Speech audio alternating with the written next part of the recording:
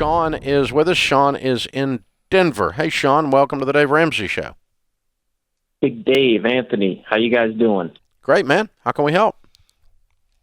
All right, so the skinny is I've got about $46,000 in debt. I just started a new job where I'm making $45,000 a year. My question is, you're making how much a year?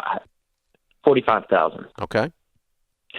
And I've got a car that I'm slightly upside down on, and I got a question about that. Okay. So, what do you owe on the car? Probably like it's around $11,000, like 10.6. Mm-hmm. And I think if I were to sell it privately, I could probably get around 10 for it, so it's not too bad. Mm-hmm. But I'm wondering if I was trying to get, because I would need to replace the car, and I'm figuring I need a couple thousand for that. Do I try and sell the car, get a small loan to pay the difference, or a little more to get another car? You could. Why don't you just pay it off? Yeah. It's $11,000. Just pay it off. What kind of car is it, Sean? It's Volkswagen Golf. Oh, yeah. What's the other debt? Yeah, because I don't think we need to lay on. I see what you're trying to do. You're trying to get aggressive and go after the debt. And if your debt was $28,000 on the car, I'd be selling it in 30 seconds. Right. But $11,000, you're not $11,000, and you end up with $5,000 or $6,000 in covering the amount you're upside down. Plus, you're covering another car. You haven't moved the needle much. I think you can pay it off almost as easy. What's the other 40-something? What's the other $30-something thousand in debt though? It's 25 in student loans. Okay. About 5,300 in credit card debt, 4,000 in medical, and then like 1,500 in miscellaneous. And you're how old? 27. Yeah. And you're working 40 hours for $45,000 now. Yes, sir. Okay, cool. Yeah. I think the biggest thing is not your car; it's your student loans. I think here, Sean, we got to step back and just really work the debt snowball, man. Yep. I think that at the end of the day, just work the debt snowball.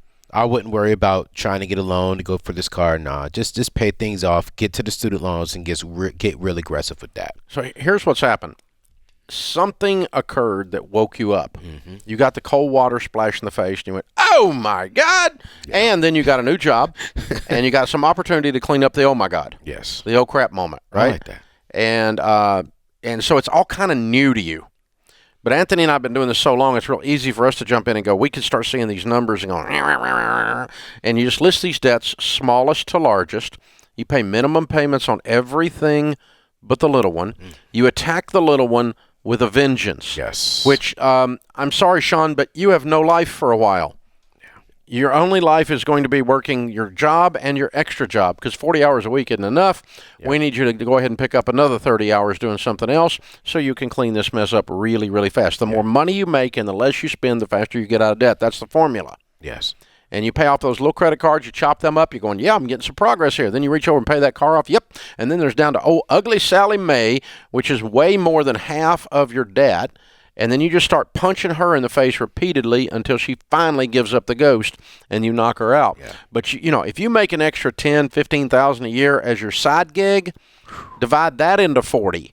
What if you made 20 as your side gig? Divide that into 40. That's 2 years on the side gig and you're out of debt. Not to mention we're cutting your life away and you're going to live on nothing on your $42,000. Now you're out of debt in 18 months with the whole stinking puppy. But the next 18 months is going to be known as hell on earth because all you're going to do is work. You are not going to see the inside of a restaurant unless you're working there. Dave, you hit it. Don't eat out. Heck, I'll even say probably don't even date the next 2 years. Yeah, I wouldn't go that far. You can get a cheap date. Oh, no. Nobody's telling you you're not going to date. But don't tell a woman, she's a cheap date, Dave. I didn't say her, but I said the spending. I get it, but this generation. You might be cheap. But the generation will receive that she's a cheap date. He's 26. I know, but you're a cheap date. I'm not. You're cheap. I know. You're cheap and you go on dates. I am cheap. I am cheap. Well, I'm not cheap. I'm frugal. Ain't anybody put that on me. You got these young ladies out here like, wow, is Anthony a cheap date for real? He's worth every penny. I'm just not. He's worth every penny. I'm just not going to spend $500 on that date. No. No. I'm not doing that. No, that's not a cheap date. That's just a wise date. Yes. $500. Yeah.